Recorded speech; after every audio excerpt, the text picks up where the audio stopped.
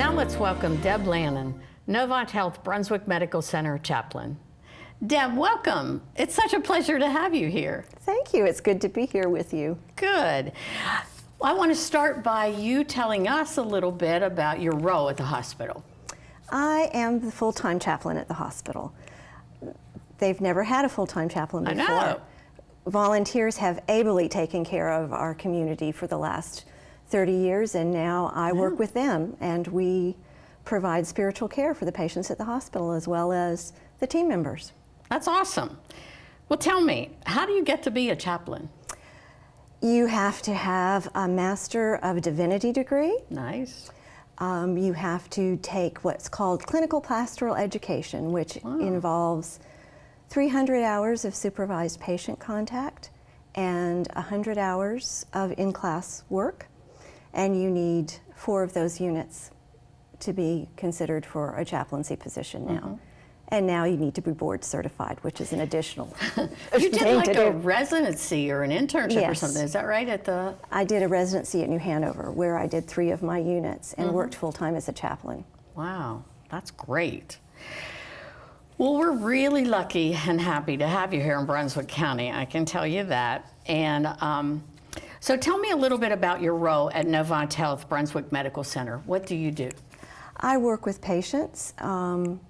We have conversations about end-of-life care. We talk about whatever's on their mind. Right. I do a lot of work with patients who are anxious, who've gotten new prognosis that's not good. I work with the providers as well. They send me consults about patients they think could use a little bit of extra support.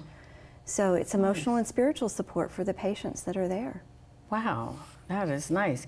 And now you mentioned volunteer chaplains, and so I want to talk a little bit about that. I know that you have a group of volunteer chaplains who take care of patients also. Where do they come from? They come from all over the place. We have some active ministers. We have some retired ministers. We have some lay folks who's had some training with Stephen Ministry and things like that. So when they come to us, they get some more training in pastoral care and spiritual care and how to interact with patients of a variety of faiths or no faith at all. We deal with meaning, not so much. We talk about God if the patient wants to, but if they don't, that's okay too. That's great. Well, you know, it's that time of year, and we're going to go into the holiday season here pretty soon, so I'd like to talk about that for a little while. I know that's a difficult time for lots of people, and in fact, sometimes it's difficult for me. So I bet you deal with that firsthand at the hospital. All the time. I would imagine a patient who's in the hospital over the holidays goes through the whole gamut of feelings. Well, yes, they're separated from families. They're not doing what they would normally do or being able to participate in their traditions.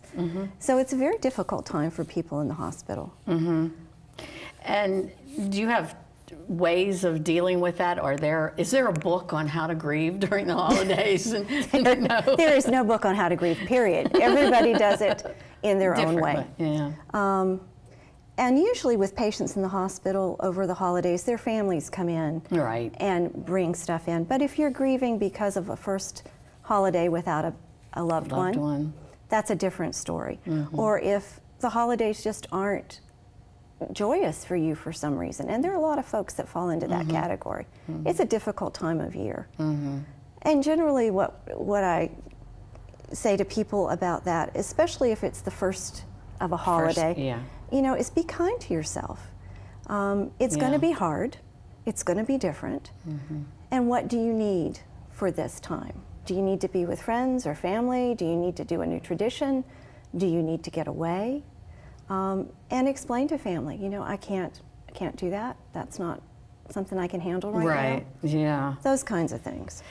I know that in addition to ministering to the patients, you also help the folks who work at Novant Health Brunswick Medical Center. I know there's been stressful times, whether it be a hurricane or whatever. I know that you you do that also. Yes, I do. So you all are available to just about everybody there. We are available 24/7. The volunteers make that possible because one person cannot be on call 24/7. So the volunteers are on call in the evenings. So if there's any emergency or any need, patients can have spiritual care at any time during the day or night. Great. Well, before we wrap up, is there anything else that you would like to add about the holidays? Well, sometimes there are a couple of things that I suggest if people get really anxious. There are a couple of things they could try just to calm down.